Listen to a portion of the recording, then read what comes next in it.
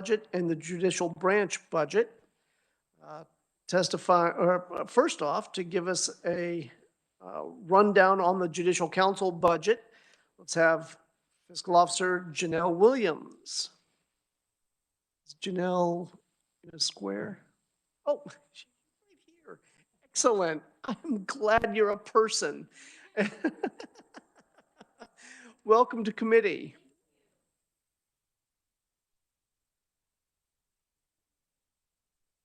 Oh, I had you doing the analysis. Is that not true? All right. I do believe fiscal analyst Stephen Wu is here for giving us a rundown on the budget first off. Welcome to committee, Stephen. Hi there, good to be here. Can everyone hear me all right? I can. Excellent. So you should have the Judicial Council's budget analysis in front of you. It should still have the draft watermark, so I'll be going through this document and providing a basic overview of the fiscal happenings for this agency. In the room is Janelle Williams, the fiscal officer for the Judicial Council. Nancy Strauss, the executive director, is also online via WebEx.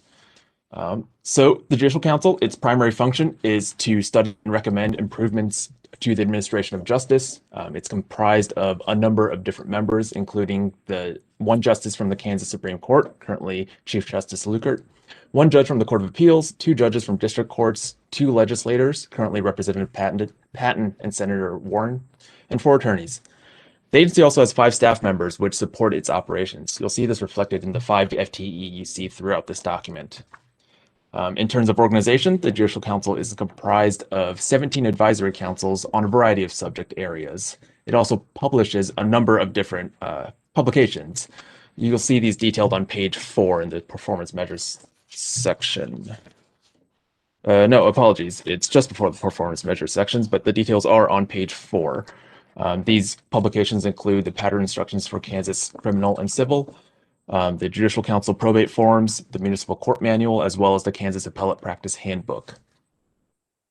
Now, I'd like to direct the committee's attention to page 10, which is the beginning of the budget for fiscal year 2021. So for 21, the agency requests just a little over $613,000. This is all from special revenue funds. No state general funds go into this agency. This is about a little over $16,000 less than what the 2020 legislature approved. And this decrease is primarily due to less spending on travel and temporary employee pay, as the Judicial Council has had to move operations remotely over the past year. The agency needed to spend less on these expenses. And this decrease is offset by some higher expenditures for software to facilitate this remote work. Like I mentioned earlier, the judicial branch has 5 employees, which are funded through the salaries and wages component of its budget. For this year, the Judicial Council plans to hold about 60 meetings. This is a decrease of about 11 meetings from the previous year. And the governor concurs with this budget for this fiscal year. At this point, I'd be happy to answer questions on the 21 budget, or I could go on to close out with the 22 budget for the Judicial Council. I think this is particularly complicated. With less travel, there will be less travel expense. So let's go ahead and go on to 22. Sure thing. So 22, the analysis here begins on page 11. For this fiscal year, the agency requests just a little over $622,000. This is a slight increase of about a little over $8,000 from the previous year. And this increase is primarily due to additional expenditures for temporary employee pay, as they expect to transition back into some meetings in person. They will expect to need additional pay for employees. And this increase is offset by some lower expenditures on printing and binding of their publications. Since their publications are produced on alternating years, the expenses for those fluctuates between those years. So you'll see, different numbers and different patterns every other year. For 22, the governor concurs as well. The last bit I want to direct the committee's attention to is page 13, where you'll see an analysis of the agency's fee funds. And this includes some details on the funds that support the agency, as well as their revenue sources and the projected balance for those funds from fiscal year 21 to 22. Now, at this point, this concludes my remarks on this agency. I'd be happy to answer any questions, or if the agency has any questions, if the committee has any questions for the agency. There are representatives among us for this meeting today. Right. Stephen, real quickly here, I said there was nothing complicated, but then I looked back at 21 just a little bit, and the governor's rec is slightly lower due to the fact that some of the budget is this backfilled from coronavirus, from CRF funds? Is that what I'm understanding here? Yes, for 21, the governor's recommendation is actually slightly higher. The agency requested just over 613,000. The governor recommended just a little over 619,000. And this is entirely due to distributions from the coronavirus relief funds. When the agency had submitted its budget, those funds were not awarded to the agency, had not been awarded to the agency yet. It wasn't until after submission of their budget that they were that they received those distributions. All right, very good. Committee, are there any questions for the fiscal analyst? I'm just looking around. Don't see any questions yet. We may circle back and grab you, but let's go ahead and start with the fiscal officer, Janelle Williams. Wait. Oh, I'm sorry, psych. I'm sorry. Representative Wagner, you have a question for Mr. Wu? Yes, Mr. Wu, a couple questions. The Judicial Council Fund, the revenue that comes into that is, say they get like 1% of all docket fees. Is that what funds that judicial fund? Am I reading that right? That's correct. It's just a little under 1%. Okay. And the ending balance is like down, I mean, compared to other funds we've looked at, this is like an extremely, kind of low amount in the ending balance. Is that historically normal for this fund, or is this odd? I can provide you with the specific numbers for those, Representative Wagner, after this meeting, but Okay, sure. at a higher level, that would be this is comparable to the figures in the past number of years. One other question is on the other thing on the publications fee. So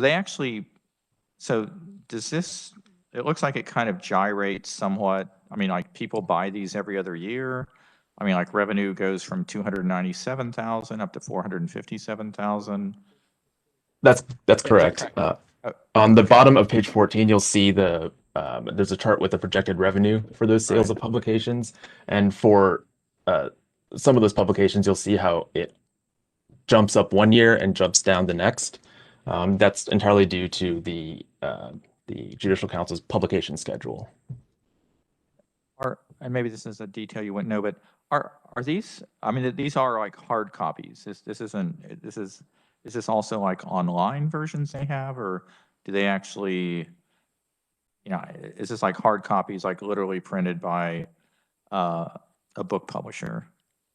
Yes, I'll defer specific details on this to the agency, but these are hard copies of these publications. Yeah, I guess there is the online subscription form that's maybe half the sales. Okay. Anyway, thank you. Other questions for Mr. Wu? Seeing none. Okay. Janelle Williams, welcome to committee, and I mean it this time. Thank you.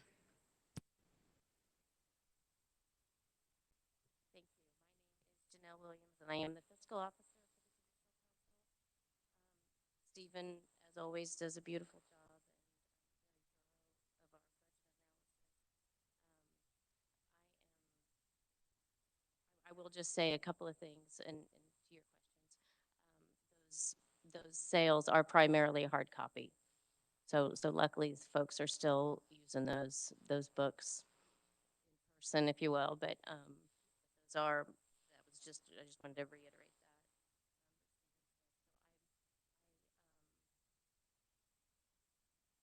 that. mostly just here to answer questions.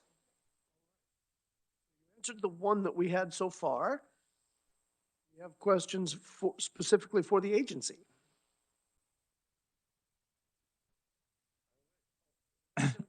Okay.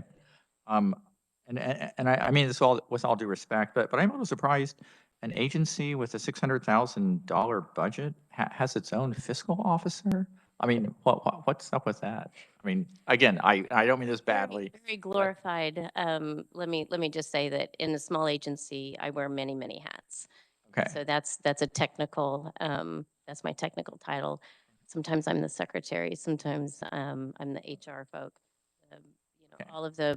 all of the hats that go along with somebody in a small agency. I fill So the role of Would many. it be maybe the equivalent of like office manager or something? Sometimes, but I do prepare the budget. I do all of the sharp and smart transactions, Okay. and then the editing of the books as well. Every day is different.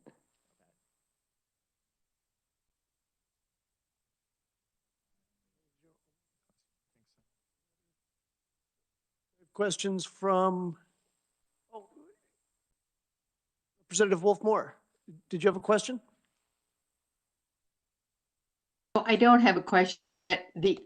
This happened yesterday too. The person at the mic is usually kind of cuts in and out. It's hard to hear.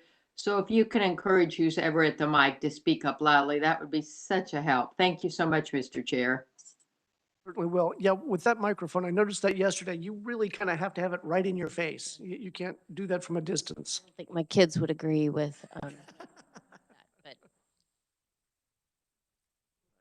Further questions? Thank you for being here. thank you very much. Also, from the agency, we have the Executive Director, Nancy Strauss. Nancy, was there anything you'd like to add? And thank you for being here, sort of, by the way. Thank you, Mr. Chair. I can't hear you. The audio is not coming through. Now you're muted.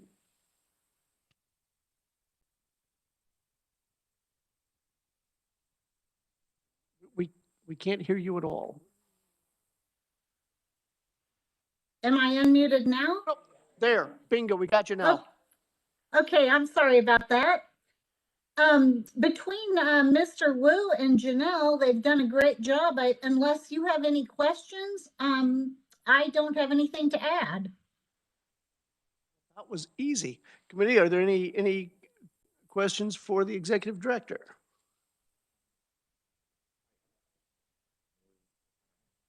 Okay, I guess not. They hit it out of the park. Thank you, Mr. Chair. Thank you for being here. Mr. Wu, I believe there is one more question for you, however. Representative Wagner. Yeah, Stephen, I think you sent these to me, but like that 406, 410 report that has like the detail on contractual services and all that. Can you make sure I get a copy of that for the Judicial Council? And you know what I'm referencing? I do, Okay, yeah, yes, yes. If you can email me that, I thought I'd seen it, but I don't seem to have it with me. Sure thing. I'll make sure to get them to you. Oh, thank you. Mr. Chairman, this is Representative French. Can you hear me? I can hear you. I can't see you. I see your square. I've been raising my hand and no one acknowledged me. So I was just wondering if you couldn't see me. No, I can't see you at all. I got to turn on my camera somehow then. Okay. Did you have a question, Representative French? Huh? Did you have a question, Representative French? Just a quick question for somebody to answer. On page 7, it lists all the different meetings that they're anticipating for the next, 2 years, counting last year.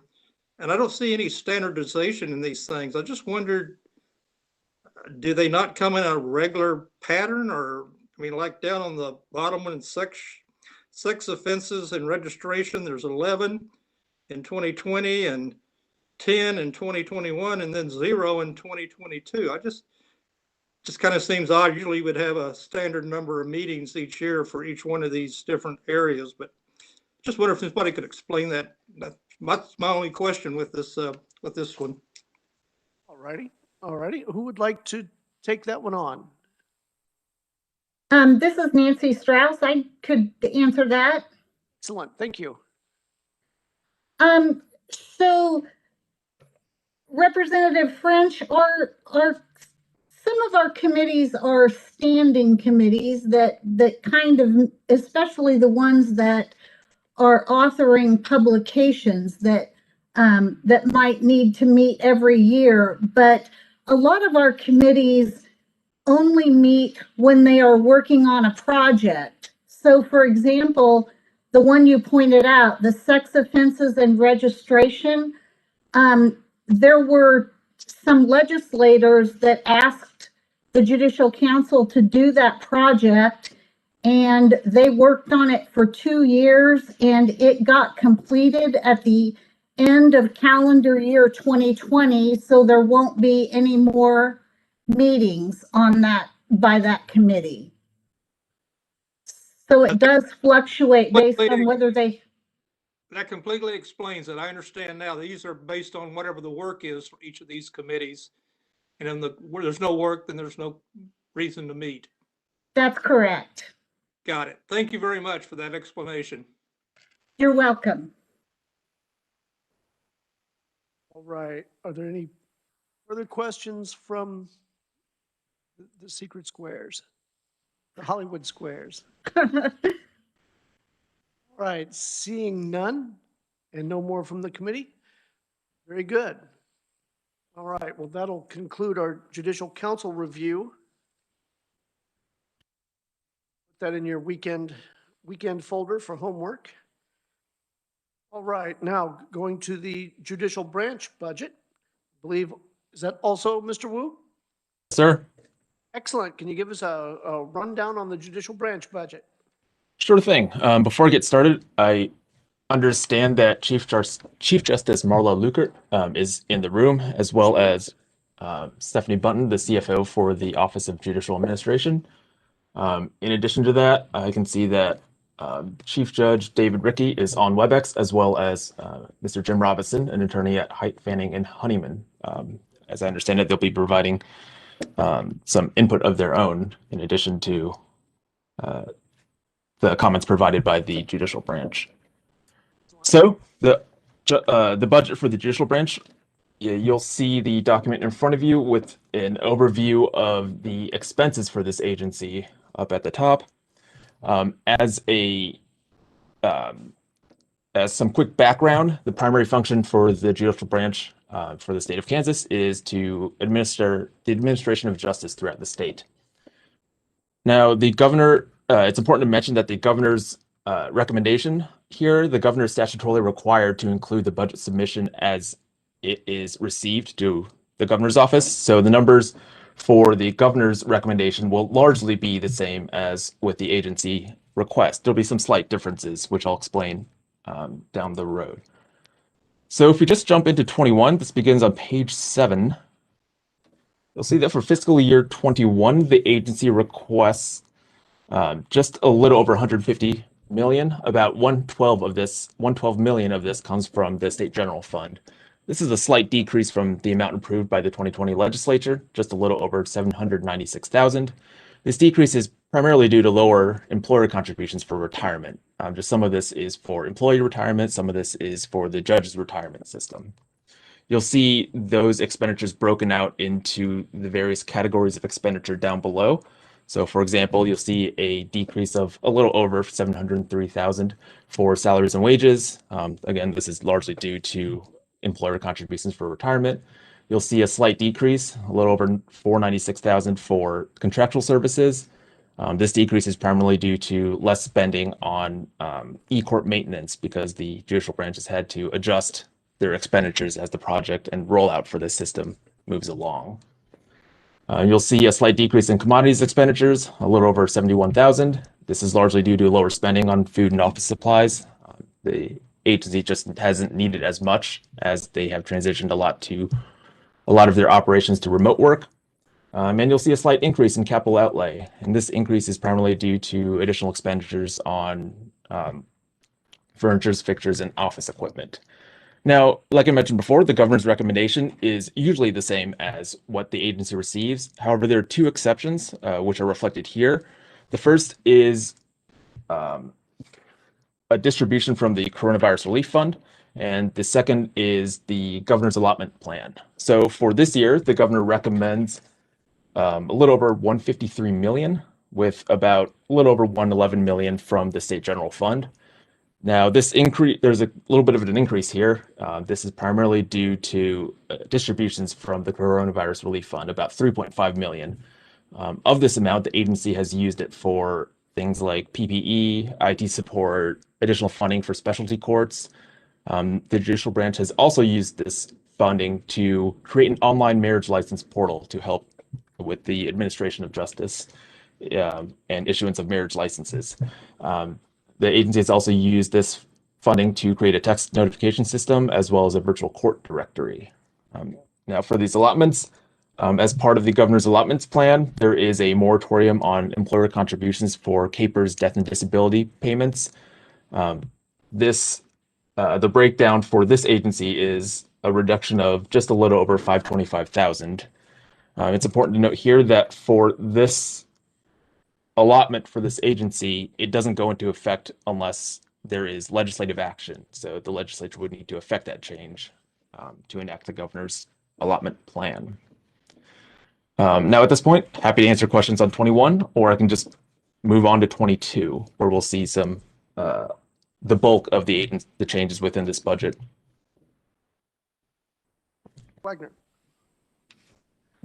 Stephen, how is it they can have a reduction of $50,000 in food?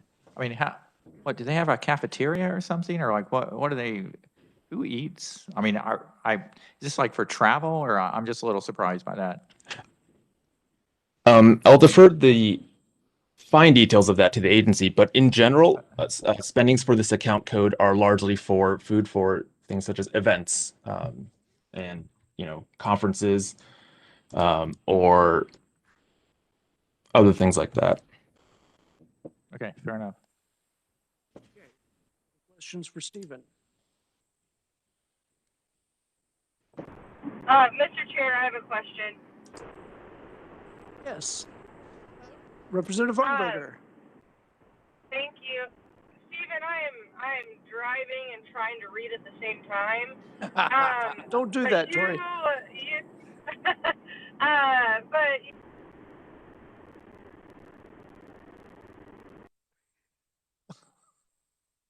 I got it on the mountains of Oklahoma. So could you go over the office furniture? Was it a deduction? Was it an increase? What? I don't remember. Sorry.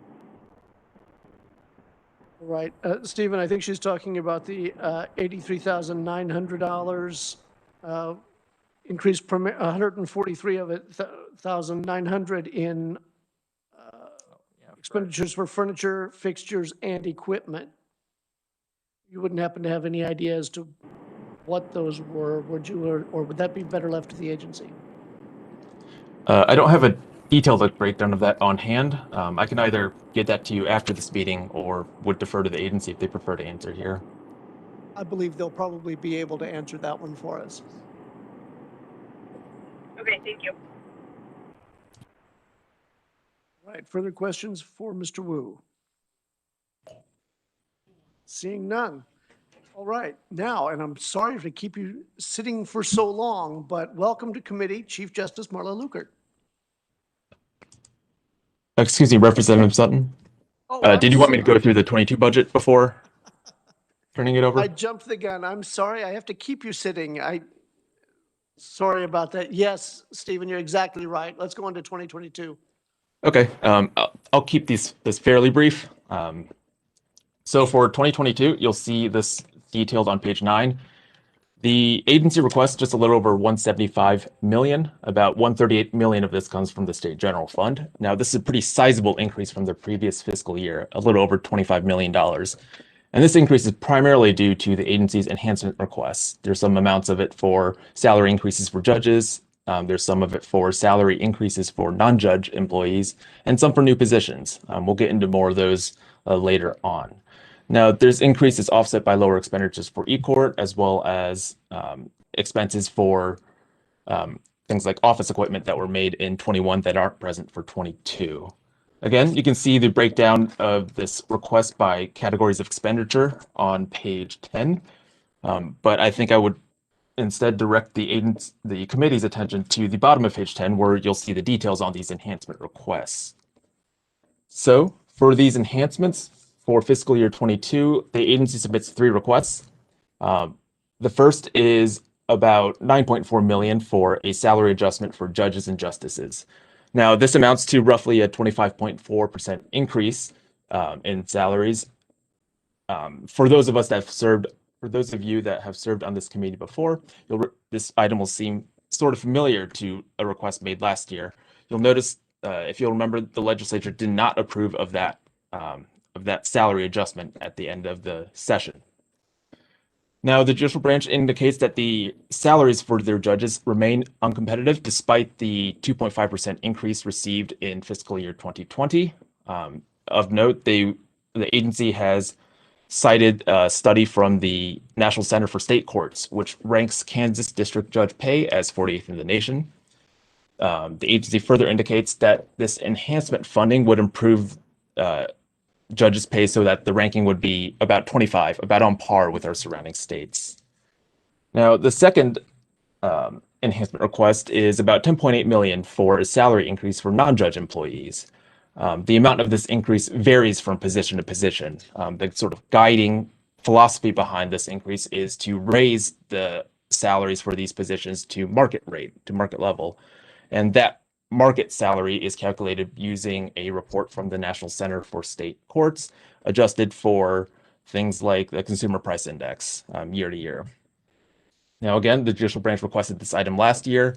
The legislature ultimately did not approve of it. Now, the last thing I'd like to mention on this item specifically is that the judicial branch indicates that the time it takes to fill a position has been increasing. At this point, it takes about 54 days to fill a position, which for some functions puts a lot of strain on their operations. Now, the last enhancement request is about 4.3 million and 70 new FTE for new court service officers positions, or these are more commonly known as probation officers. So these court services officers, these CSOs, they have both statutory and non-statutory responsibilities. So a bit of history on this, on the background on this request. In 2019, the National Center for State Courts issued a weighted caseload study that examined the workloads of over 300 CSOs. In response, the judicial branch formed an internal CSO workload study group to review each task and responsibility for their court services officers. That work group issued its report in 2019, and it ultimately determined that the judicial branch does not currently have enough personnel to adequately perform all statutory duties.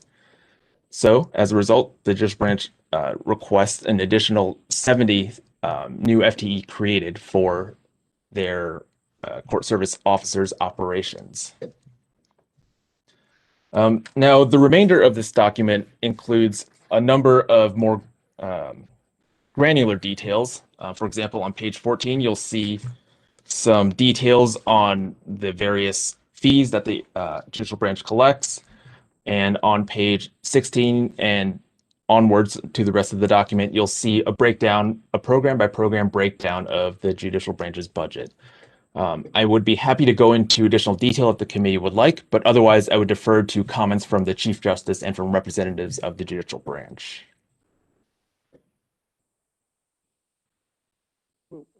Representative Amos. Thank you, Mr. Chair. Stephen, you bring up the item last year that was not passed by the legislature on the salary increases. What we passed out of committee last year, refresh my memory, was it just simply, it wasn't just a raise, wasn't it a multi-year request, or what we approved was a multi-year recommendation to raise those up? You recall? Yes. That also passed out of appropriations on the House side, but I think it got deferred to omnibus last year that, as you may recall, never happened. Representative Sutton is correct. Okay, I wanted to make sure I was recalling that correctly. I've slept since then. follow up? Certainly. Your memory's probably better than mine then, by far. Do you remember if that was a 3 or a 5-year program? As I recall, that was a 3-year program. Okay, thank you. Chairman Sutton, this is Representative Burrows, and you're absolutely correct. I think this was one of the first times we put together a package that actually went through not only our budget hearing, but went through full appropriations. So it was accepted last year by appropriations. Very good. Thank you, Representative. Mr. Chair. Yes, Representative may I ask a Weinberger. question? Certainly. So Stephen, last year, if I remember correctly, within the salary and wages increase, weren't there new FTE positions? And if I remember correctly, wasn't it so many district judges and so many magistrate judges that were included into that? And if so, was that passed out? And if it wasn't, is it in the current budget? Are they asking for more judges again? Yes, if you'll recall, last year the agency requested about, I think it was about 1.2 million and 13 new positions for some new district judges, some new district magistrate judges, some new court reporters, and some administrative assistants. That was, my understanding is that was not included in either the budget committee's recommendation or,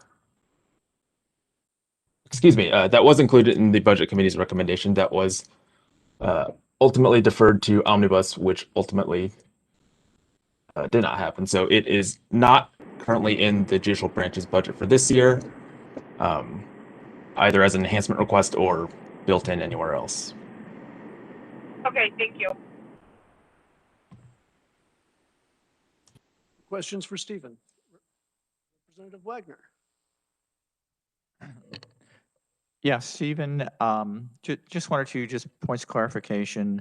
And I do have the 406, 410 report for this division, and I'm drawing some of these questions from this. So it is correct. It looks like the judiciary branch has actually squelched all in-travel and out-of-state travel. I mean, they went from basically 100,000 plus in 2020 to nothing in 2021 or 2022. I mean, I'm impressed, but I just want to clarify that's really not a typo. No, sir, that's not a typo. Over the past year or so, the judicial branch has moved a lot of its operations just online, fully remote. Okay, very good. Then secondarily, the gyration on commodities, the fiscal year 2021 adjusted budget request was like 1.1 million, and then 2022 is just 101,000. I see there's some maintenance, construction material supply of 485,000 that dropped to nothing, and then a office and data supply of 625,000 that dropped to 51. Again, I'm impressed, but what's going on behind those numbers? Those are purchases made from the Coronavirus Relief Fund for equipment and other supplies needed to work remotely. So those were funded from a one-time distribution that doesn't occur again. I'm tracking that. One other question of detail. The 52700 fees, professional services, and 52900 other contractual services have gyrated quite wildly over the last 2 years. You're up over 6 million in fiscal year 2021. It was like 2.6, and it goes down to 3.2. Again, is that all Corona related, or what's up with that?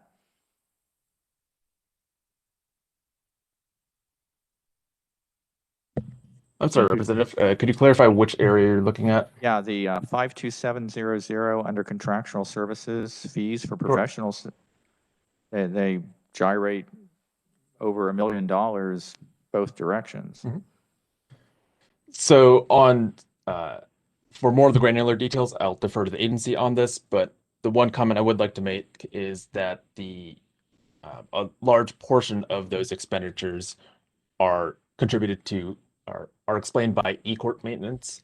As the agency has had to roll it out, the agency has adjusted the expenditures based on an adjusted timeline. So the expenditures for that will shift a bit across time as needs change. Okay, fair enough. Questions for Mr. Wu? Seeing none. No, we don't have 23 in here, do we, Stephen? No, sir. Okay, very good. I think you're off the hook. Right. Thank you. Now, we have Chief Justice Marla Lukert, who's been quite patient. Welcome to committee.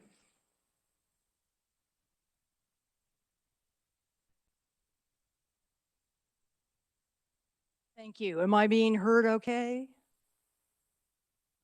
I'm getting nods from the Hollywood Squares. Okay. I may not get the A+ grade that Judicial Council, because I would like to provide you some context to some of the requests that are being made. And we appreciate Mr. Wu's presentation. So good afternoon, Chief Justice Marla Lukert. Thank you, Chairman Sutton and the committee members for allowing us to present on the judicial branch budget today. The judicial branch is, of course, a core function of government. Stability and availability of a judicial forum presided over by trained and experienced jurists is a fundamental foundation of our republic. It's essential to an ordered society. The inherent value of that system cannot be overstated. If anything, the events of 2020 and the pandemic have underscored the constant need for justice. Employees and judicial officers, like other candidates, have struggled with the disruption caused by COVID. Mr. Chairman, excuse me. Chief Justice, I hate to interrupt, but those of us, it's very difficult to hear you, and this is very important to many of us. And I would really like to hear your testimony. So if you could. Okay, I'll go. This is like the dancing mic where you actually have to be on top of it, which is something we've been told not to do during COVID. So hopefully I'll remember. Anyway, what you missed, if you missed anything, was my talking about the judicial branch being a core function of government and essential to our republic and an ordered society. And then I began to say that the pandemic, if anything, has underscored that. Our employees, like all other Kansans, have faced the disruption as they have dealt with personal grief, personal illness, oftentimes severe. But despite that, because of their love of community, they have continued to provide justice throughout. They have persevered and adapted court proceedings so that we could find ways to do them in a safe way. We did so because we understand the urgent need for justice in access to courts. Neglected or abused children, victims of abuse who seek safety, individuals who are dangerous to themselves or others who need treatment.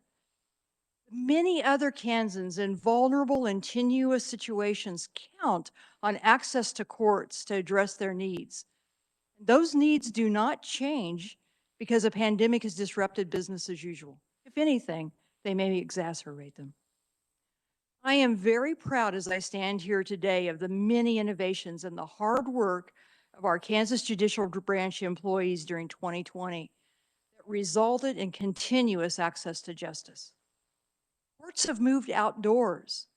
We've developed plans to use arenas, fairground buildings, civic centers, theaters, other large meetings we've redesigned courtrooms for social distancing and offices as well. We have developed new means of access, such as the portals that Mr. Wu mentioned. We have conducted tens of thousands of hearings remotely. At the same time that the pandemic disrupted our procedures, it disrupted our budget as docket and surcharge fees declined. Such things as fewer traffic tickets being written and the disruptions of lives of attorneys and their clients resulted in a drastic drop in filing fee revenue. The Judicial Council receives 1% of those filing fees, and that may account for part of that drop in that one line item that you noted. The portion of these fees that are allocated to the judicial branch flow into two funds. the docket fee fund, and the electronic filing and management fund. The prior fiscal year, the docket fee fund accounted for about 1/5 of judicial branch expenditures. But during March through the end of June of 2020, the judicial branch received 2.7 million less in docket fee funds than had been budgeted. That's about a 10% loss in that fund. Over the first 5 months of this fiscal year, we have received about 2 million less in docket fee revenue to both those funds than we did over that same period in the prior fiscal year. Combined for those two funds, that's about a 16% loss in the period. And that revenue stream continues to fall short, and we do not expect that to resolve in the remainder of this fiscal year. Many of those fees, once lost, are lost. Traffic tickets are not going to be written. As that loss became apparent, the Kansas Supreme Court took many cost-cutting measures, and you've already noticed some of those. All travel was eliminated. We did not cut our e-court effort. It may have slowed down and been adjusted, but it was not stopped. By statute, the first 3.1 million of our share of the filing fee revenue flows into the electronic management and filing fee fund, and it's used for our e-court projects.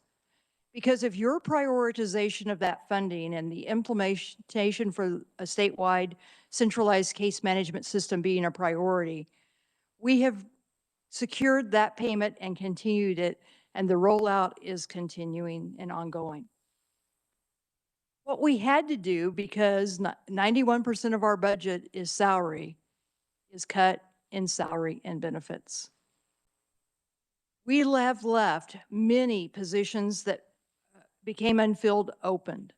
So when you hear that number about the days to fill, that's an artificial number, frankly, because I did not sign the paper authorizing the filling of that position for often a long, long period. And many others I have never signed. We have drastically cut to offset those lost revenues. That understaffing has led to considerable stress on our employees and our judges. And that stress has been exacerbated by the reality that taking steps to reduce the number of people coming into a courthouse has multiplied the work of already hardworking judges and employees in many ways. What might have been one large hearing is now broken into many hearings. And we are accelerating the pace of our jury trials, which challenges our workforce capacity even more. These stresses and demands have piled on top of the morale-busting fact that these employees and judges are receiving wages that are significantly below market salaries. As you've noted, last year, this committee in the House Appropriations adopted our budget request, including enhancements for those employees and judicial officers. On behalf of the employees and judges of the judicial branch, I express gratitude for that support. But as you noted, when the final budget was adopted, fear of lost revenues because of the pandemic weighed heavily, and ultimately the employees and judges saw no increase in their salary. So today, I return with a request that again asks for approval of the base budget of $151 million plus that $24.5 million enhancement request. Both the enhancement and base budget is noted to pass through the governor's budget. And as I've noted, this committee has historically supported our budget request, and we ask for that support again. As Mr. Wu pointed out, it's broken into 3 segments as we make that enhancement. 2 are very similar to what we made last year. 1 is different. As was noted, last year we requested some judicial positions, some court reporter and other support for those judicial positions. We did not include that this year. The reason for that is that we had now completed our court services officer workload study that Mr. Wu referenced. And we made a determination that the broader statewide need for new positions was in that court services officers. We also have returned with our increase for the employee salaries to market rates and the judicial salaries. We have used market studies and weighted caseload studies performed by the National Center for State Courts to justify those requests and to allow you to have that data to evaluate our requests. The court services officers, as Mr. Wu pointed out, serve many roles within the judicial system. Among other things, court services officers perform risk assessments to determine the appropriate level of supervision for those convicted of crimes. They prepare detailed investigative reports to judges recommending conditions of probation. And then they supervise and counsel judicial offenders and misdemeanor and low-level felony offenders. They monitor compliance and the progress of counseling and treatment and all other conditions of probation, sometimes every single day. They do this to protect your communities and to reduce the chances the offender commits another crime and to drive the programming necessary for rehabilitation. As Mr. Wu pointed out, the National Center report came back with a large number of, if we would use the court services officers for both statutory and the other duties that they are doing to help reduce recidivism and do other really good policy things. But we asked the workload study, and Chief Judge Rickey was a member of that group, to look at how we could reduce that number to a more realistic number that we could absorb within our branch. And they came up with the determination based upon what our statutory duties for those officers are, that we still needed 70 just to perform the statutory duties. We have 3 classifications of court services officers, and the salary level for each classification is below market, between 16 and 18.9%. Let me stress that these individuals make assessments that impact safety in your community every day. And there are hidden costs to the high caseloads these officers carry. Being able to retain well-trained, knowledgeable court services officers with manageable caseloads bears upon the quality of supervision and a successful probation outcome. Conversely, an unsuccessful probation outcome results in prison incarceration at a high cost to the individual, to the state of Kansas, and its taxpayers. Our other employees have under market salaries ranging from 2.7 to 18.9%.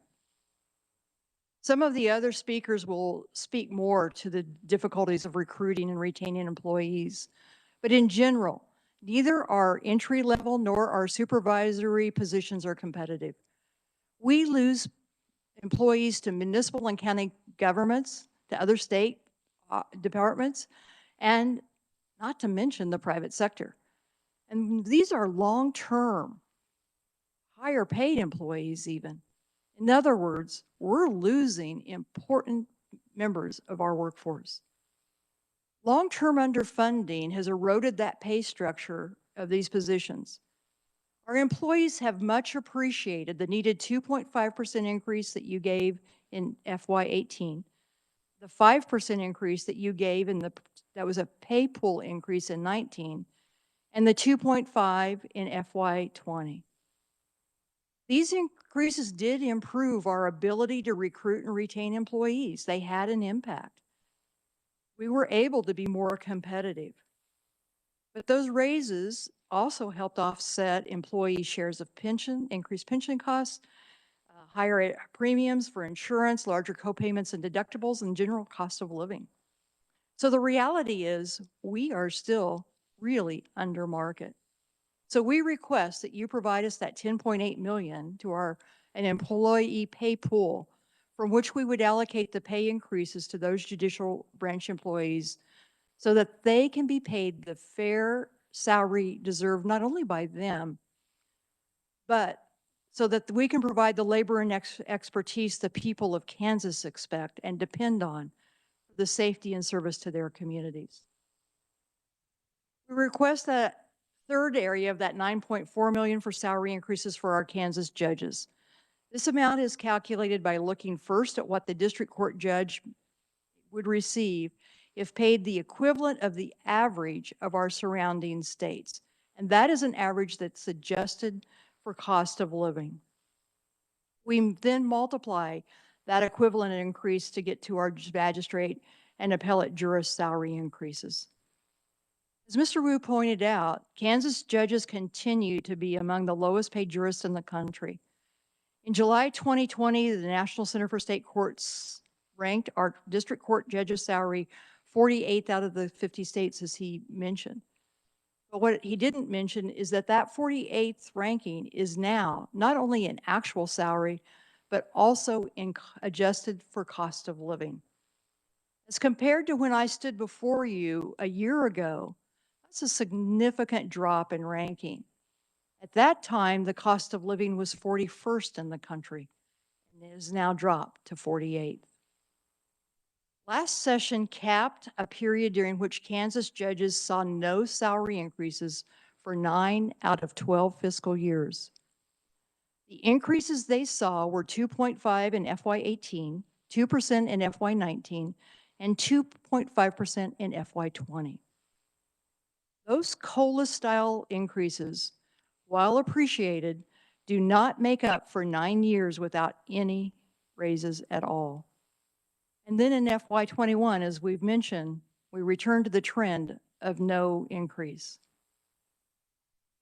We have significant fears that as this generation of judges retire, we are not going to be able to attract judicial candidates. The Chief Judge of the 21st Judicial District, which is made up of Riley and Clay counties, commented to me recently about the trend he has observed in his district. He noted that of the 3 most recent judicial openings there have been a significant decrease in the number of applicants. And the last judge applicant had all public service sector applicants. No one from the private sector and the private practice of law applied. And this is what he wrote. The bench is stronger when it can recruit from a variety of experiences from both the public and private sector and not just one. And I wholeheartedly agree. He went on to observe that in Riley County, 33% of the attorneys in the prosecutor's office earn more than the judges. The county counselor earns notably more than the judges, and the assistant county counselor earns basically the same. That trend is not unique to Riley County. I gave you examples from many more counties last year, and I won't repeat those, but just generally statewide, if you do an online search of government salaries across the state, you will find that county and district attorneys in many parts of the state are paying attorneys more than the judges.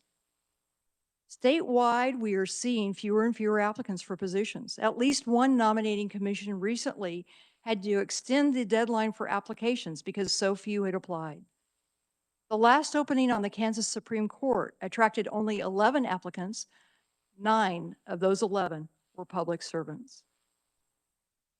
In closing, I would like to borrow the words of a chief judge who recently emailed me, expressing deep concern about the problems with hiring qualified employees and attracting a more diverse and experienced judiciary.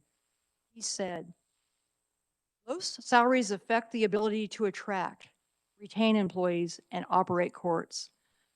This in turn may create some immediate risks, but in other ways, the risks that don't manifest themselves until many years later through wrongful convictions, reversals on appeals, and employee and judicial burnout." Charles Munger, the vice chairman of Berkshire Hathaway and a longtime partner of Warren Buffett, is often quoted as saying something to the effect of, "Risk factors don't matter until they matter. Then they are all that matters." Berkshire Hathaway's primary business, as you probably know, before becoming a conglomerate, was insurance. But this concept of risk management applies in almost all areas of life, and I believe it applies to the public sector of how we fund our government. There are so many risk factors associated with getting justice right in order to avoid disastrous results. The risk can't be fixed with an influx of cash after the disaster.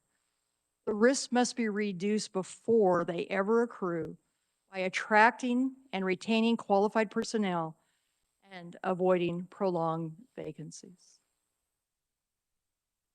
We ask that you would make that investment to bolster the core function of our government of providing justice for all.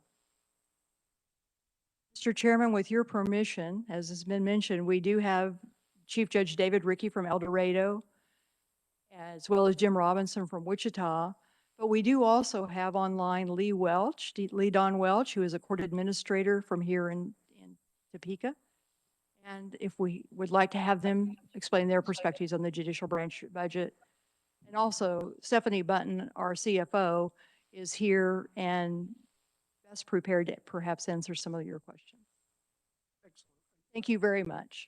Thank you for being here.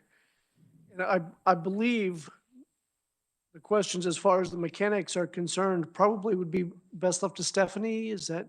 Yes, I'd be happy to make my effort and where I can, but she can probably do it precisely more detailed. I don't exactly feel comfortable questioning a judge, quite honestly. So we'll hold our questions, and then when we get to our questions, whoever wants to take it can jump up and we'll call on them. Does that sound fair? That sounds very fair. And again, thank you for your attention. Again, I'm happy to give the written portion of this. If there were problems with anyone hearing it, I would be glad to email these remarks to anyone that would like them. So, if you could email those to Kathy and she can distribute them out to the committee. I know I kept wandering away from the mic. It's just hard to do. Thank you, though. Thank you.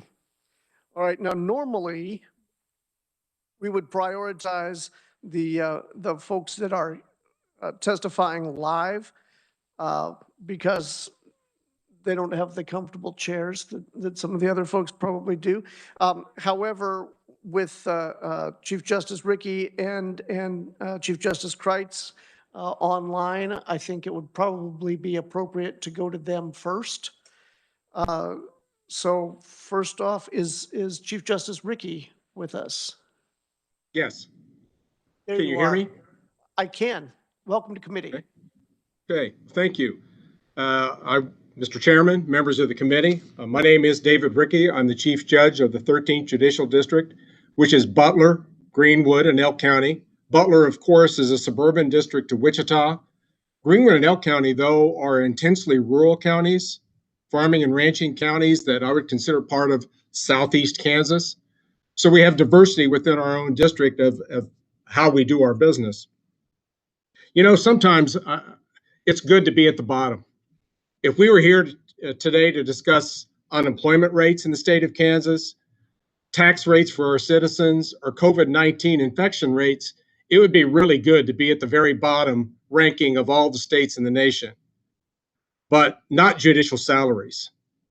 We're 48th out of 50 states, and there is really no desirability nor justification for Kansas to be that near the bottom. A great state like Kansas has agriculture, business, manufacturing, service industries, not to mention a great workforce, and there's absolutely no reason that our economy should be perceived as one that's depressed to the point where public servants are paid at such a low level. And of course, the cause of it, and I think it's been identified several times before, is that salaries were frozen for 8 years. And obviously, we got way behind what was going on in other states around us. There's been a lot of research done on the National Center for State Courts salaries for judges. I did some of my own research, maybe for the first time in preparation for this presentation. And quite frankly, I was a little bit staggered by some of the numbers that I saw. I knew that we were 48th out of 50th, but when I just looked at the 4 states around us, and I saw that Missouri was paying about $30,000 more a year to their general jurisdiction judges. Nebraska, just to the north of us, $45,000. Colorado, $45,000 more. And even Oklahoma, $17,000 more. I was quite surprised that all of the states around us who are involved in the same national economy situations that we are pay so significantly more than Kansas does. And essentially, that's about $34,000 on the average, which is right in, from my computation, about the national average for general jurisdiction judges. Well, what are general jurisdiction judges? Well, in the state of Kansas, those are the district judges, the trial judges. We hear everything from traffic tickets and small claims cases to capital murder and the largest civil cases. So essentially, we do it all at the trial level. So I think it's very comparable to these judges which have been identified by the National Center for State Courts that we're comparing our salaries with. Again, we do appreciate any incremental increases that we've received over the last few years, but the reality is we are very behind. I think it's going to be very difficult to attract good lawyers to judicial positions in the future, as I think the Chief Justice in her remarks underscored, unless we're at least competitive in the market for judicial salaries. I just want to make sure I make it clear that we are not trying to set ourselves up as any type of financial elites here. Rather, we just want to be competitive with our surrounding states. Essentially, we just want to be average instead of so significantly below average. And therefore, I support, obviously, the request made by the judicial branch for increases to judicial salaries. And we appreciate this committee's support in helping us to achieve that goal. I find the discussion regarding judicial employees also to be very, very interesting. You know, if you could see what I see on a daily basis, you'd see a lot of really hardworking, dedicated people who love working for the court system and the judicial branch. They provide great service to the public each and every day. They deserve to be treated with fairness and respect, and there have been some efforts made to make them more competitive in the market. And I do, again, appreciate those efforts, but with all due respect, more needs to be done because we are having difficulty in the areas of recruitment and retention. And I'll give you some very recent examples of both in my district. In a 1-month period, starting with early December, we lost 3 deputy clerks in Butler County, which is our largest clerk's office, which has 11 full-time positions. We lost 3 of them in a single month. One of them was at least toward an early retirement. So there's not enough salary in the system to compel people to stay. And these are the people that are the most valuable because they have the experience in the system. Further, this is a very challenging time, as I think the Chief Justice referred to. They're going through some really unusual and additional challenges. They've had to master the use of technology such as Zoom and assist the courts and the judges in that regard. They've had to adjust to working remotely for the first time. And my district in particular is going through training and preparation to implement a new case management system. So on top of everything they did before, especially with the pandemic, which has caused all of us challenges, the judicial branch employees have been asked to do more and more and more and learn more and more. And we simply have not been able to do what we need to do. We were approved to hire 1 clerk for the 3 that we lost due to budget considerations, and we appreciate receiving that permission to fill. We advertised in the way we normally do. In the past, that advertising would result in any number of qualified candidates where we could choose, narrow down our pool, conduct interviews of qualified candidates, and pick the best. This time, we received no applications at all for this deputy clerk position in Butler County, which is our most populous county and has the most available workforce available to us. Disappointing to be sure. I have to believe that the low starting salary is part of it. After all, the starting salary for a deputy clerk is significantly under what the starting salary is at Target stores. So I think there's little incentive for people to leave their current job and seek employment with the state judicial branch. There was a time in my career where we used to recruit employees from cities, school districts, and other governmental entities, cities, counties, school districts, because the state was the better job. People aspired to work for the state. Now, not so much. No longer is the state benefit package and pay package competitive enough that we can compete with even other governmental agencies in our own county. And I would like to get to the point again where we have a competitive salary in the market and that we are able to go out and recruit good people and retain them and all the experience and all the training that's gone into them.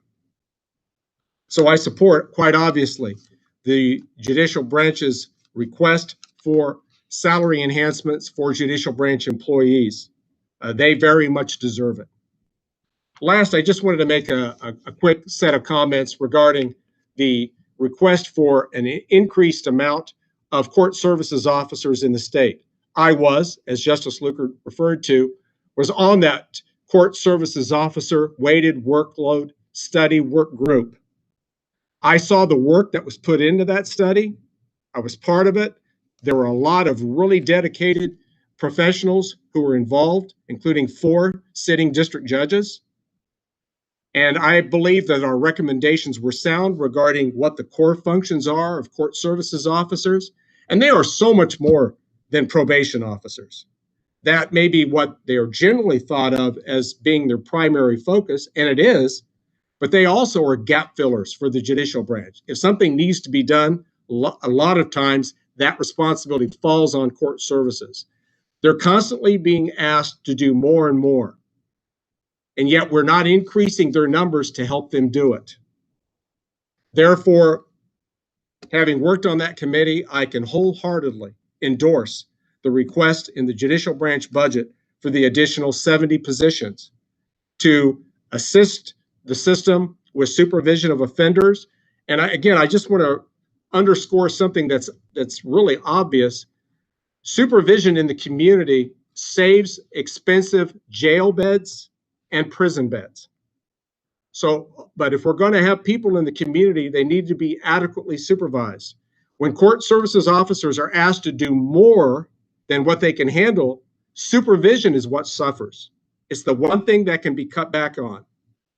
We don't want to cut back on supervision of offenders in the community. I believe adding additional court services officers will allow us to do an even better job of monitoring these offenders and do a better job for the people of the state of Kansas. So thank you very much, committee members, for allowing me to make my comments regarding the judicial branch budget. And I, at this time, ask the committee to grant and support the increases in the judicial branch funding that have been requested. Does anyone have any questions that I might be able to address?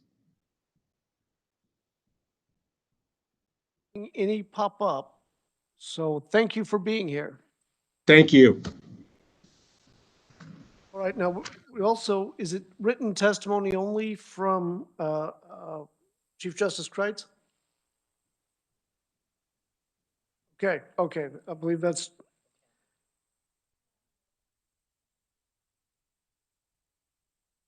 All right. Oh, wait. Representative Wolfmore, did you have a question? Mr. Chairman, I raised my hand to ask questions, but I was going to wait till Stephanie Butin and some of the others testified, and then I will ask my question if that's okay. That's absolutely fine with me. Thank you. All right, and then you said that Leah Welch is here or on WebEx? All right. I am. Can you hear me okay? I can. Okay, perfect. Good afternoon. And thank you, Chairman Sutton, Ranking Minority Member, Representative Amix, and members of the committee for allowing me to present testimony in support of the 2022 Judicial Branch budget this afternoon. My name is Lee Welch, and I'm the court administrator for the 3rd Judicial District, which consists of Shawnee County. I'm a past president of the Kansas Association of District Court Clerks and Administrators, as well as chair of the KDACA Legislative Committee. I'm also one of nearly 1,600 non-judicial employees in the state of Kansas. I've worked for the judicial branch for 28 years now and have a unique perspective from both a rural and now an urban setting. For 20 years, I was the clerk of the district court in Cloud County and chief clerk for the 12th Judicial District. I've been here in Topeka as court administrator for almost 2.5 years. Like all districts across the state, these two districts are vastly different, yet very similar in many ways. All judicial districts in the state of Kansas are struggling with attracting and retaining qualified employees, primarily due to low pay. We truly need to be able to adequately pay our employees for the work they're performing. The most recent salary study that's been referenced from the National Center for State Courts that was updated in 2020 shows staff wages are between 2.7 and 18.9% below existing market rates. Low employee pay has created a number of issues, including the inability to hire and retain quality employees. Hiring and training is an extremely time-intensive and costly process. Court work is not easy. It requires a great amount of knowledge across a broad number of subject areas. It's very specialized and requires a significant amount of training. Our staff, our frontline staff, is exposed to extremely sensitive and confidential legal material on a daily basis. They must process any number of filings according to Kansas law. The pay we're able to offer these employees does not match the legal consequences our staff face on a daily basis. And we simply struggle to attract candidates who possess the qualifications required to fulfill these duties. In a recent vacancy for an administrative assistant position here in the 3rd Judicial District, our offer was declined by not one, but by 2 applicants, as they had both accepted positions that paid better. Many employees, including new hires, leave for positions with better pay and fewer responsibilities in the private sector, in other state, county, or municipal government offices, or even in retail. Several courts across the state, including Shawnee County, utilize exit interview tools or surveys for employees who are separating from the judicial branch. Low pay is the single most commonly cited reason we see for employees leaving the judicial branch. To further illustrate this point, in Shawnee County, almost 20% of our staff have at least one part-time job in addition to their full-time position with the court. Many of our employees are single parents, and a lot of them are forced to depend on child support payments to supplement their own wages just to try and make ends meet. At present, in Shawnee County, we have 8 vacant court services positions, 7 trial court clerk 2 positions, and 2 court reporter positions. As Judge Rickey commented, we used to receive dozens of qualified applications for vacant positions. In one of our most recent vacancy notices or postings, we received 6. It's a tremendous concern that the courts are not attracting new employees despite our best recruiting efforts, and our quality, educated, and well-trained employees are leaving the judicial branch or actively looking for better paying jobs. Essentially, the pay they receive does not align with the duties and responsibilities of these positions. And I strongly believe this is why we're not getting qualified applications. Fully funding the 2022 judicial branch budget is a step in the right direction. Locally in Shawnee County, when we've had promotional opportunities within our court services office or our clerk of the district court office, we're not even getting our own staff interested to apply for these positions due to the low pay in relation to the increased workload and the increased stress level involved with these supervisory positions. Thus, we have supervisory positions that have remained unfilled for quite some time. Those vacancies create an additional burden on our existing staff. Our court services office faces these same issues on a regular basis as well. We've got supervisory and entry-level positions that remain unfilled. The rate of pay simply doesn't justify the required amount of education, training, numerous certifications, and responsibility required by our court services officers. We've lost court services officers to other agencies, and very soon, within the next couple months, we'll lose another one to the federal system. It's become increasingly difficult to find and retain people that have the skills, the experience, and basic requirements to fill these positions. As you can imagine, given all these factors, employee morale continues to be a major hurdle courts across the state are facing.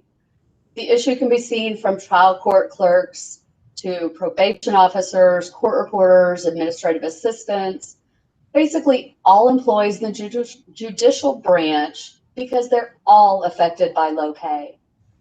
From an administration standpoint, we must constantly juggle being short-staffed in almost every department, employees with low morale, long-term unfilled positions, lack of suitable applications for vacancies, and sincere concerns for our staff over the low pay we're all receiving. When you add the additional responsibilities that have arisen since the COVID-19 pandemic began, we're really struggling. The administrators across the state, our focus has literally become to do all we can and whatever we can to keep the doors open and the lights on.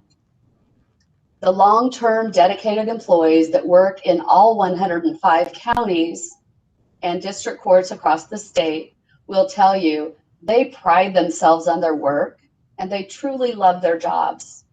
But we simply must address the chronic underfunding of the third branch of government in the state of Kansas.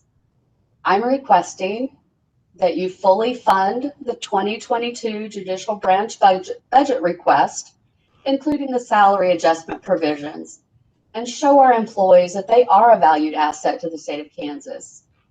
Again, thank you for the opportunity to speak with you today, and I'm happy to answer any questions you may have. Thank you. In paying attention to the time, I think we'll probably save our questions for the end. Perfect. And see if any of them arise at that time.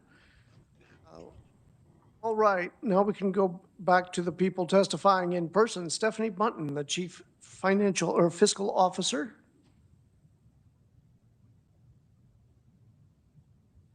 Oh, there we go. Okay. No, quite all right. I want to make sure I get people in the right order here, so I appreciate that. James Robinson, are you? I'm here. There you are. Okay, there. I can see you now too. Okay, very good. Good afternoon. I am Jim Robinson, and I am a partner at the Height Fanning Honeyman Law Firm in Wichita. I don't have the perspective of a judge, and I don't speak for the judicial branch. I'm here to tell you what I see after practicing law for 37 years in courts. And I primarily represent businesses, so you're going to hear some about that today. I admire your service. I do not envy your task. In these difficult financial times, hard choices have to be made, but justice is not a hard choice. It's not a luxury. It's not a frill. It's not something that can go up and down with the flow of the pandemic or the fortunes of the economy. Here's the hard truth that you probably don't often hear. Our district courts are truly the emergency rooms for everything that ills society.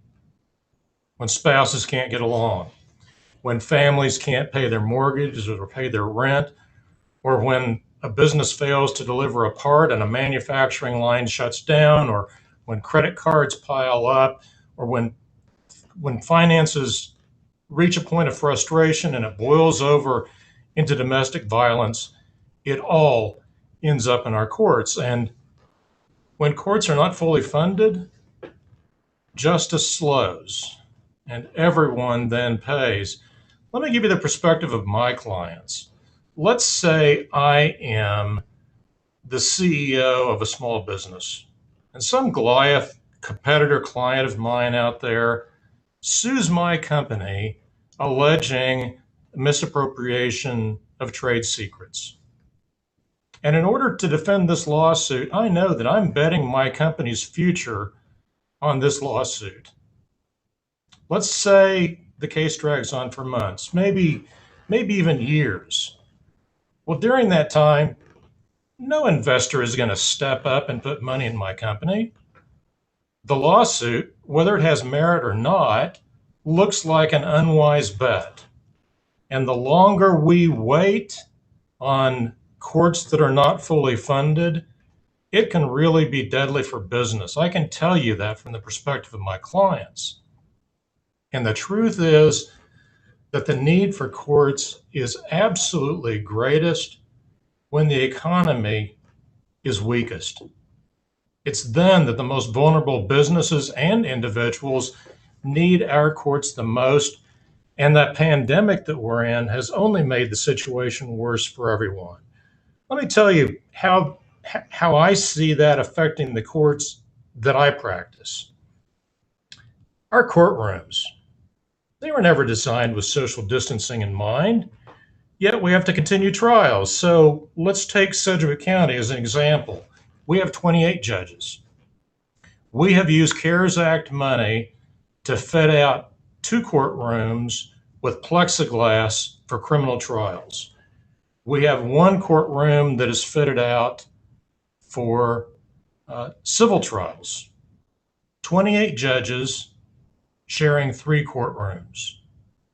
And if you went into one of these courtrooms, you would think that it's a plexiglass jungle. And frankly, it is only possible to try the simplest cases in these courtrooms with all the plexiglass that are there. The more complicated cases are backing up, and the backlog now of cases, both civil and criminal, that are set for trial is immense. I am very concerned that as the pandemic ends, this is going to overwhelm our courts and it's going to threaten the budget situation that we already have. That's the perspective of someone who actually has to try cases in these courtrooms. But of equal concern, talking about the court services officers, we know that 19,970 felony cases were filed last year.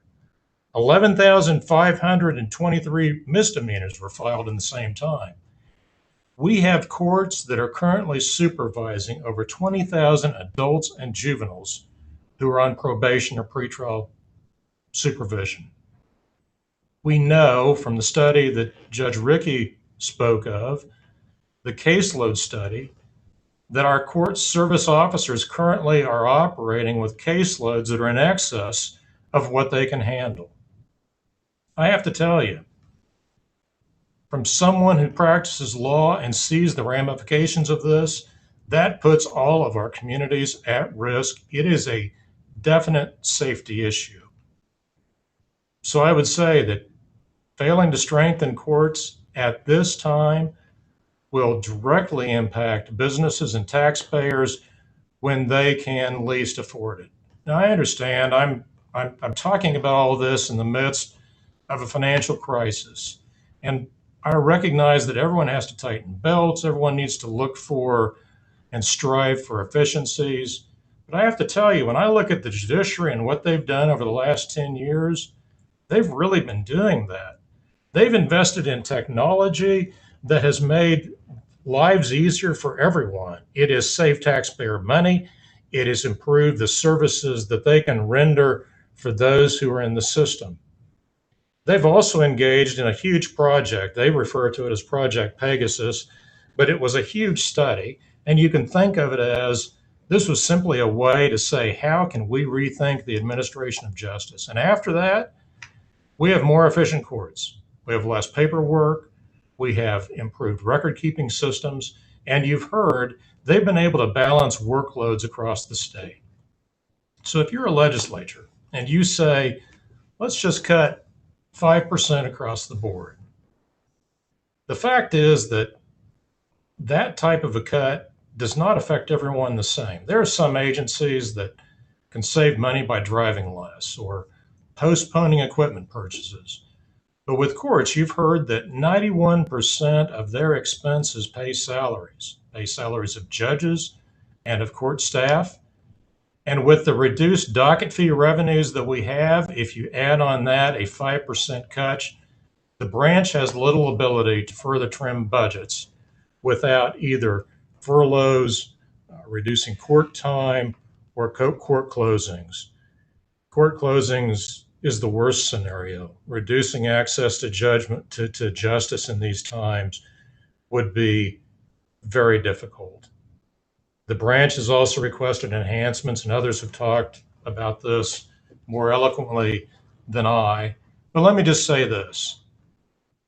From a practitioner's standpoint, who count on court staff every day and who count on the high caliber of judges, low pay presents huge concerns for both recruiting and keeping capable and qualified staff. The under market rates for court staff is embarrassing. To lose a court clerk to a Burger King is frustrating. The Kansas ranking for judges, 48 out of 50. That's embarrassing. It's not just embarrassing, it threatens the future of justice in this state. We simply must do better. It is simply a consequence of going 9 years with no increases while other states have increased their salaries. So in closing, I'm going to say the point that I made in opening. Access to justice is not a luxury. And in hard times like these, fully funded courts are needed more than ever. Thank you for your time. Thank you for being here, sort of being here. I am here. All right.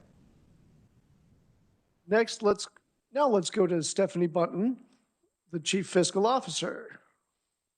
Welcome to committee. Chairman Sutton. Would you prefer, since I'm standing, to answer questions? Okay, let's.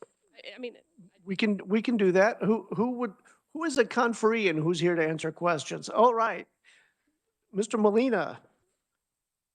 Welcome to committee. Joseph Molina, Director of Legislative Services. I don't think that's coming through very well. Oh, there you go. I'll just be louder. There you go. Get really loud. My name is Joe Molina. I'm with the Kansas Bar Association, and I'm here to express our strong support for the judicial branch budget.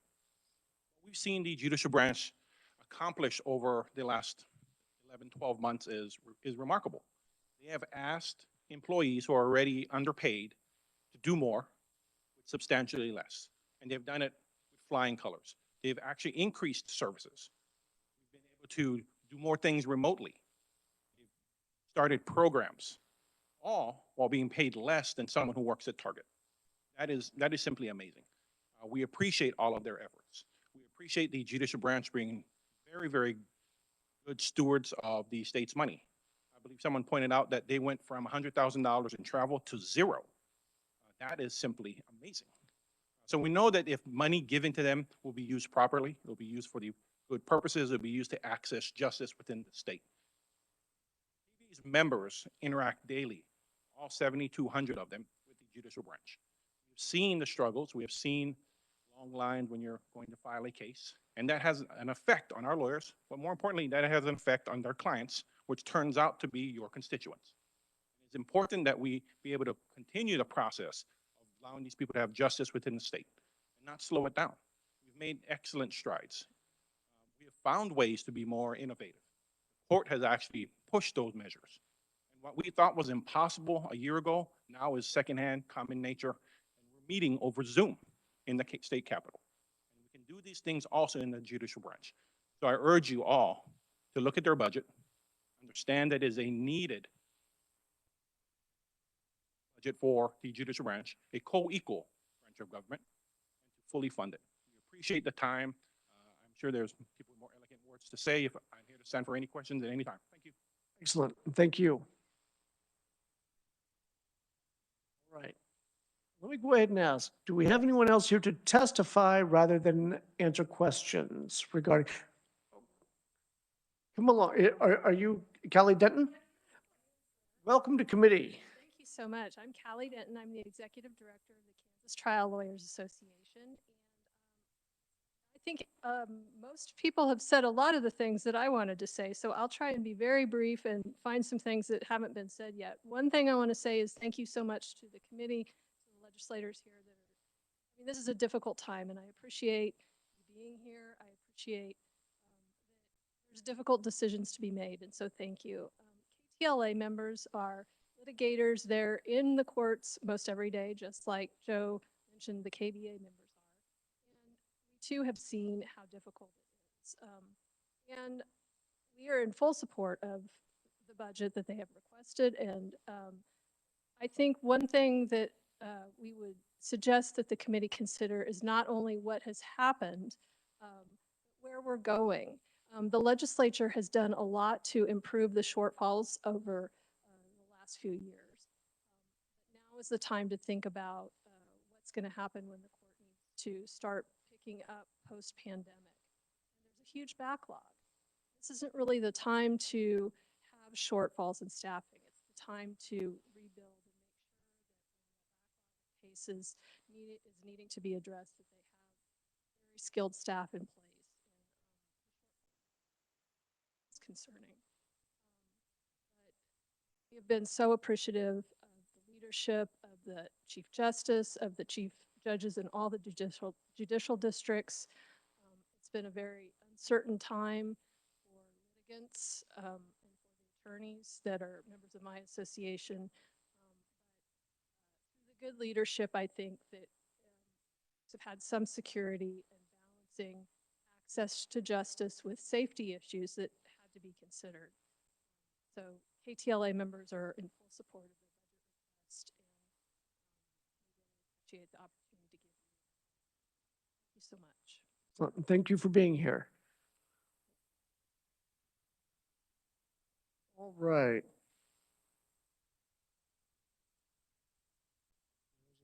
Looking through, okay, Jennifer Ashford. Is that written only? Okay, that was written, good. So you, committee, you'll have that testimony in front of you. Marilyn Harp, is that written only also? Okay, very good, okay. Stephanie Button, welcome to committee. Thank you, Chairman Sutton. I just have a few remarks to close, and then I will stand for questions. Through testimony today, you have heard about the struggles we have had and are continuing to have during the pandemic, and the great amount of work that lies ahead for judicial branch, judges, and employees.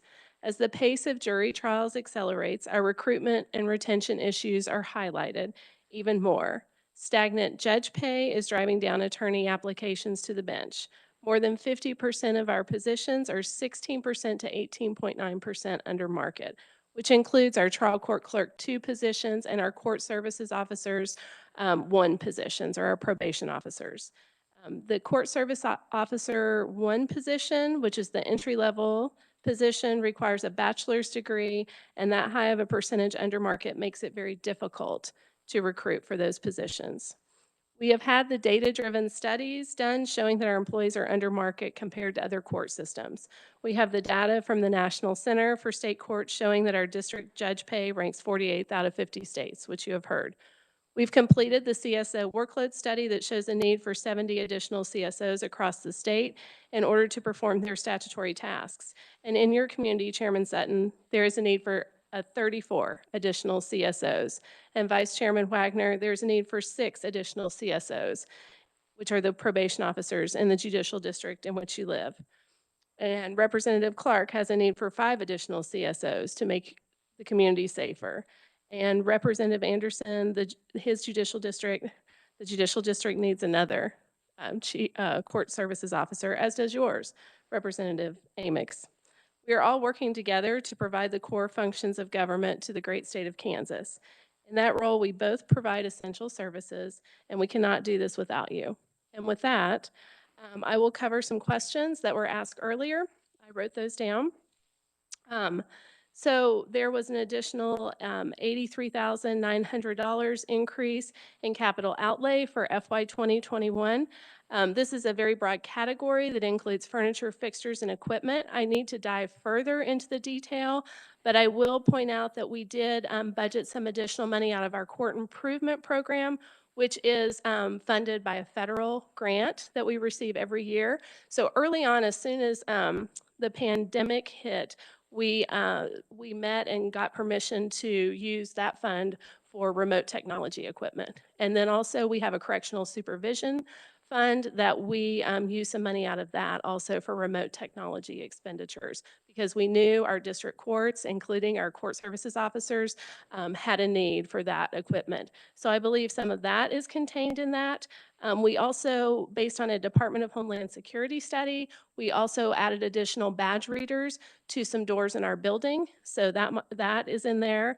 And then also as eCourt, as we pay for eCourt and as dates get closer for payments, we're able to look and examine whether the categories are correct. And sometimes there's some shifting in those categories as we're able to dig down and see exactly what the expenditures and the components are. There was that. The $50,000 decrease in food, I do not show that in my paper version of the budget. And so I'm wondering if it was either like miscategorized or if it's just, I would like to ask for some time to talk with Stephen so we can compare notes and see where that is. We do have some food expenditures at our, for example, we have a municipal court conference for judges and clerks that we are required to do training by statute, and there is a special fund, fee fund for that. And so we were not able to hold that, and we have not. So I don't know if that's part of the explanation, but, and then there was a comment about travel. I do show that we budgeted travel in FY21 and 22, but that it is at a reduced rate. So in FY21, it was at the level of this past fiscal year, and then we increased it by about a third for FY 2022. Another comment was there's 54 days from permission to fill, 54 days to fill positions. And I just want to clarify, that's from permission to fill. So there's a rigorous process that we go through within the branch where our HR department looks at the position, you know, sees the need for it, you know, because we've had uncertain revenues with our docket fee fund, and then there's an approval process by the court. So the date the position is actually vacant is longer than the date, those 54 days. That 54 days is the date from permission to fill. It was granted. And then a question was asked about judges. We asked for additional judges last year. We did not ultimately receive a funding for that. We conducted a judges weighted caseload study last fiscal year, and so we did not, because of the pandemic, the study could not be finalized until this year. And so we decided to hold off and ask for additional judges once we had the data from that study to give the best recommendation and request. So I'm happy to stand for any other questions. Right.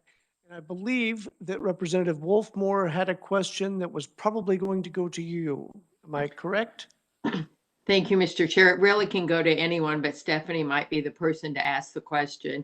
So, you know, I think Ms. Walsh made a comment that I found quite interesting. She said that pay does not align with the job responsibilities. And whenever you have a situation like that, it's just going to be a vicious cycle.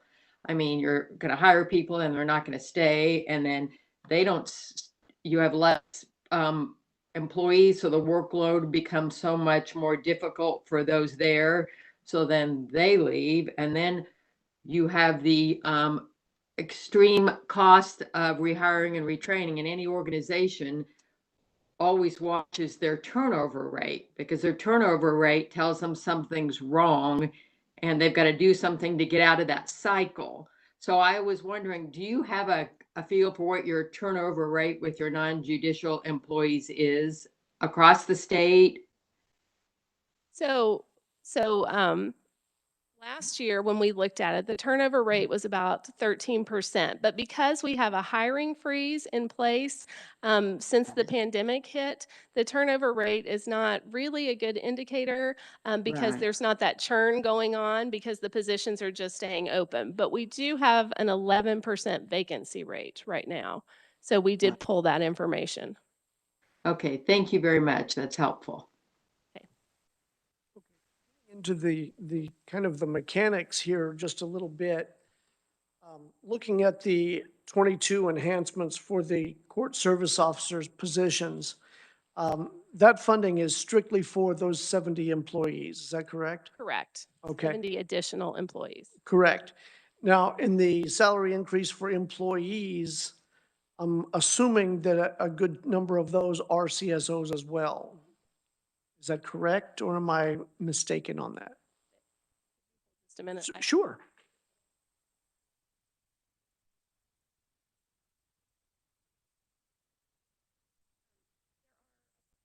There's about 325 CSOs. There's more positions, but we haven't filled because the hiring freeze, some right now. So Okay, so there are 325 positions that would qualify under the salary increase for employees, plus the additional 70. correct. Okay. What is and this one might take a little bit of diving in, but what I'm worrying about is wage compression with the funding for the 70 new ones. How does that salary compare to the existing CSO salary? So we budgeted it at the current salary. So for the CSOs. Okay. Yes. The 70 new CSOs are budgeted at the current CSO pay scale? Correct. Okay. Let me clarify just a little bit because it depends on when we're given approval and when the budget bill is passed. So if it takes effect July 1st, it will take a little bit of time to hire those CSOs. So if we got an increase, then that could be, that first year could be absorbed within that amount, depending on the time it takes to hire. And we could stage it so it takes, some time to hire. And that actually led to my next question. 70 is a big bite. How long do you think it would take to fill those positions? I think that would depend on whether we get salary increases or not. That's 4.3 million. The At 4.3 million. At the amount that's requested for the 70, how long would it take to fill those positions, do you think? And I know that's, rolling the dice to a degree, but. I think I would have to consult with my HR director a little more about that. I do believe it would take, several months to fill those positions.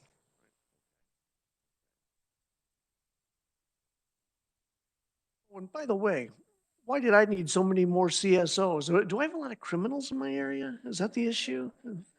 Wow, I felt these guys had one. I had 11. What's up? All right, committee, do you have any questions for Stephanie? She would definitely be the one to ask. Mr. Chair, I have a question. I have quite a few, and Representative Barnberger, yes. Yes.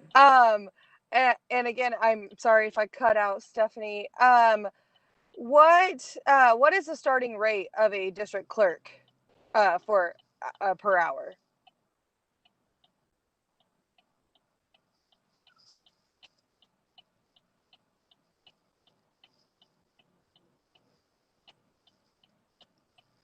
Look for it.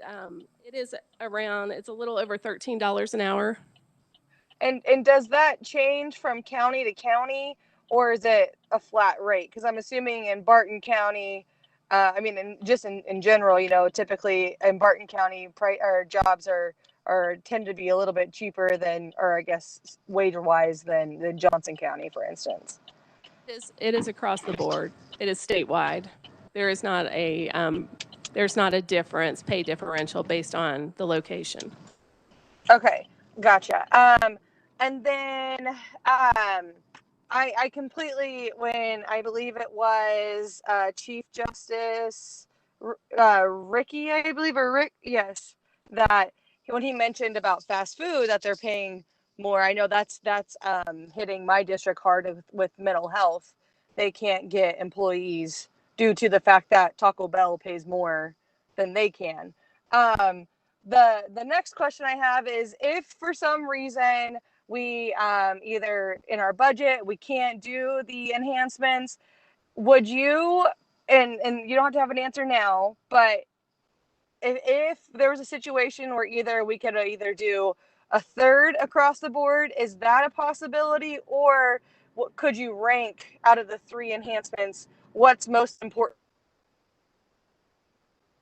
So, of course, I would have to consult with the Chief Justice, but we would, of course, we are not going to turn down salary increases. And so, you know, I know you have a difficult task and you have lots of things to juggle.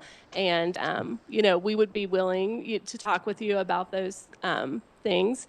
As far as priorities, is it okay if I get back with you? We have such need in all these different areas because, as has been highlighted throughout testimony, you know, these things have gone unfunded or so. Would that be okay? Oh, that's Absolutely completely fine with the fine. I chair. just Thank you, Chairman Sutton. Yes, that would be great. I'm just thinking about a realistic approach, and we are in a very tough spot. So, and that is a hard question what I asked. So I understand. I'm just curious in general. Very good. Representative Amix, did you have a question? I think it was pretty much answered, Mr. Chair. Thank you.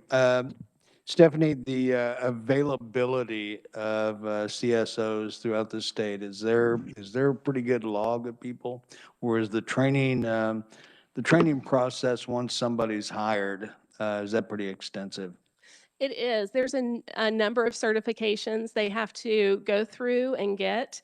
And as I mentioned, they have to have a bachelor's degree. But there's different, it's called LSIR, but evidence-based practices and training. I could get you more information on that they have to go through. But what we do find is once they are trained, they leave for other opportunities. I appreciate that answer, but you know, one of the things that I want to know is that we can write a number like 70 down, and that is the need of the courts today.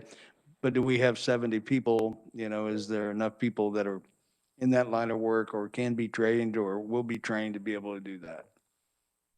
As I mentioned earlier, the problem is with the salary and being so far under market is finding those people.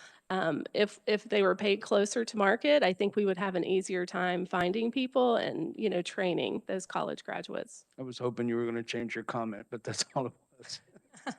Thank you, Mr. Chair. Very good. Thanks, Steph. Didn't get her tripped up on that one. Representative Wagner. No, thank you for being here and really thank all the conferees. You guys have done a very, very good presentations. I really appreciate the quality of what has been said. And I will slightly take back what I said about in-state travel and out-of-state. If I'm looking at this, it's the total travel and subsistence, you know, is still roughly, I mean, it was 700,000, dropped to 630, coming up to 811. It's just in 2020, for some reason, they had a breakdown of some additional costs, which is what zeroed out. So I'll walk that comment back. My question is, you know, your docket fee fund analysis shows the docket fee fund is like down to almost nothing, I mean, compared to anything.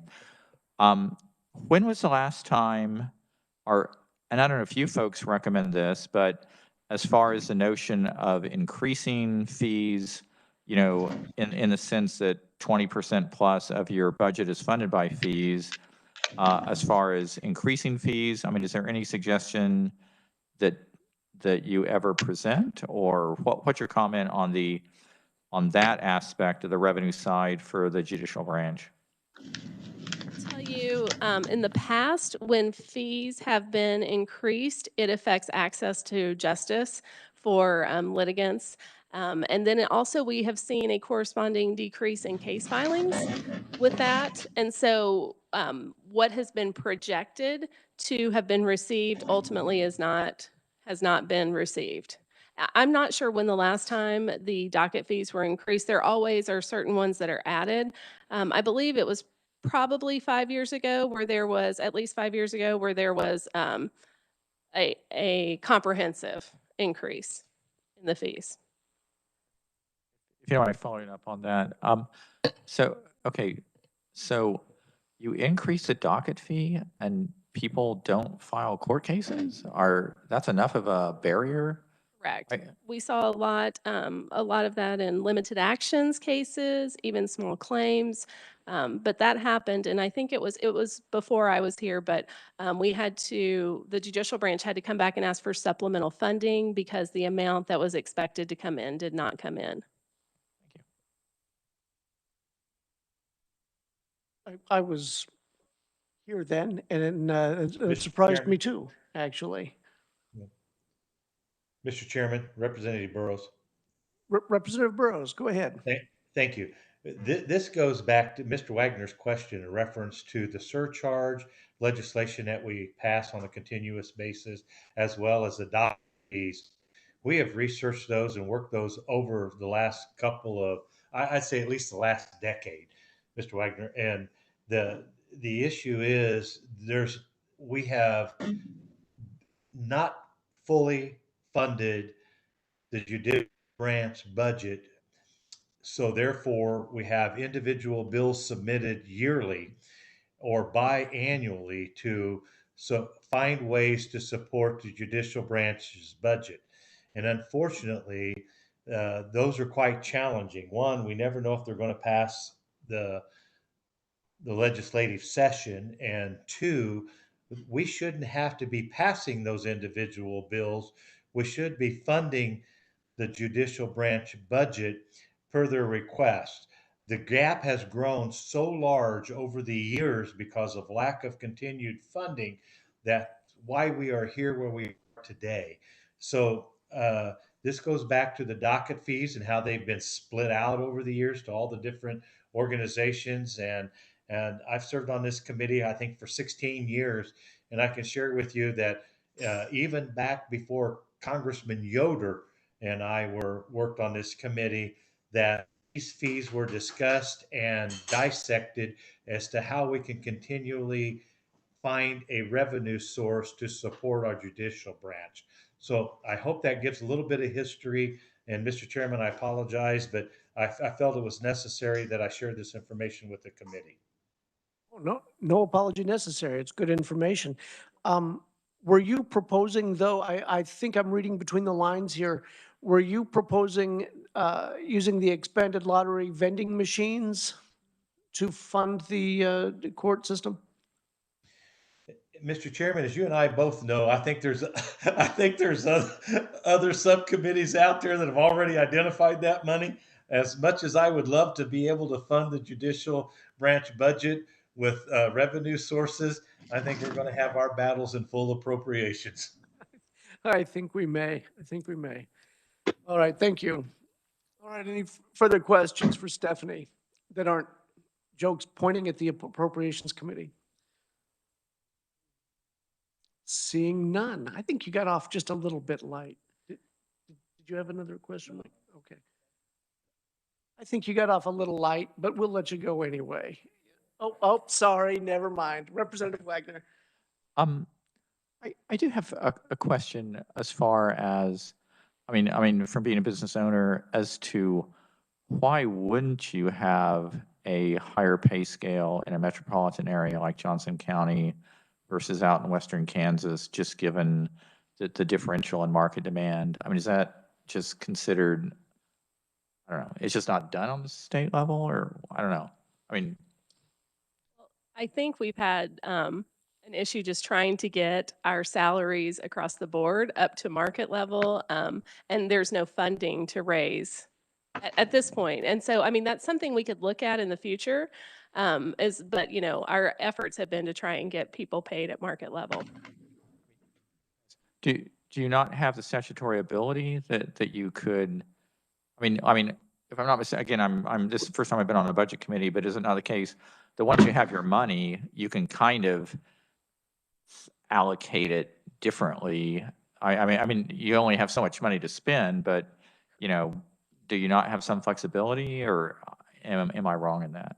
With employees, we do. And I think the issue is if you go to Johnson County and you want to fund a lot of employees like trial court clerks, you know, if you want to fund them at, I'm just pulling a number out of thin air, $18 an hour, and you're going to fund 100 clerks, then you're going to have to find savings somewhere else and bringing, you know, and so are we going to bring clerks in western Kansas down to below federal poverty level to achieve that? So, I mean, that's the struggle there is. I think maybe some cost of living weighting is a possibility there. Yes, it is. The funding is present.